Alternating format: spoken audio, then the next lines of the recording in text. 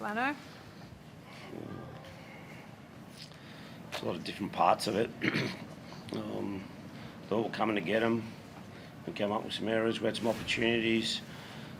Score, well, 6 points, 6 points behind, and we didn't nail them. And obviously, what happened just before half time ended up being the turning point.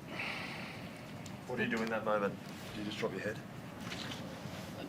Do you, like when just you as the coach, like obviously it's a huge turning point. I thought it was a big turning point. Like we go to half time 2016, and I thought we were pretty. We scored tries when they had once again a few play the balls in their 20-metre zone, and would have been 2016, but it wasn't to be. And I love that in the second half that we showed some grit and come back to get them, because we could have to go to 26-10. It's a big turnaround, 12-point turnaround. So to show some resilience and grit to come back, I thought was good.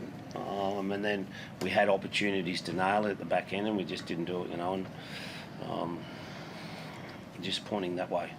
Are you concerned by some of the tries conceded and the way they were conceded? Without a doubt, yep, Lara. Soft on last tackles, soft. We should have been able to get the football, make a tackle over the sideline. It just wasn't good enough. How do you fix that, Flano? We'll work hard at it. We'll work really hard at it. The frustrating thing for me is, some of the people in there in and around that have done it before, but they just didn't do it tonight. What do you say to Jaden after that moment? Like Flano said, it's a big turning point. No, we just told him to drop it, like let it go. The mistakes in those games happen; those things happen, and like it was a big turning point at half time. But we had given ourselves a chance to score some points. We left some tries out there, so it's not wasn't the reason we lost that game. We got a real lesson on keep moving till we get the ball in last tackle, and just making sure we execute down there. But there was times where we just didn't get out of our end, or errors and penalties again. How do you assess the call to bring Lycan in? A couple of really nice moments on an individual level from him tonight, I thought. Yeah, I knew what he'd do tonight. He's a good young kid, and he'll only get better. Has he done enough to keep that spot for a little bit, do you think? Oh, of course, yep. Did a good job. Corey Allen, got to make his debut as well. How do you think he went, or how were you pleased for him? I thought Corey did well. He carried the ball strong at the back end of the field, and the try saver under the goalpost on Buller. He did his job. I think he could have, Val gets a nice pass to him, he scores a winning try.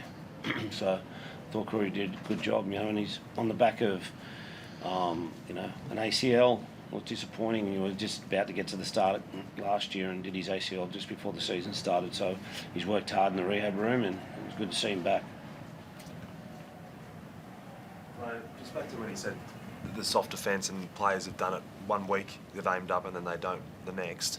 Is it an attitude thing? Is it just not wanting to put their body on the line? Can you pinpoint it? Yeah, I don't think it's the second part of it. I just think, we just need to be more consistent in our performances, which I think we have been, bar last week against the Roosters, but I also think that we need to have a bit of more steel about us, right through. You can't defend on 5 plays and then you drop your guard on the last play, which we did tonight. I think there was 3, maybe 4 tries on tackle 6 in the last play, and we just need to work harder for longer, because we scored points. That's not a problem for us. We just need to turn them away. Thank you.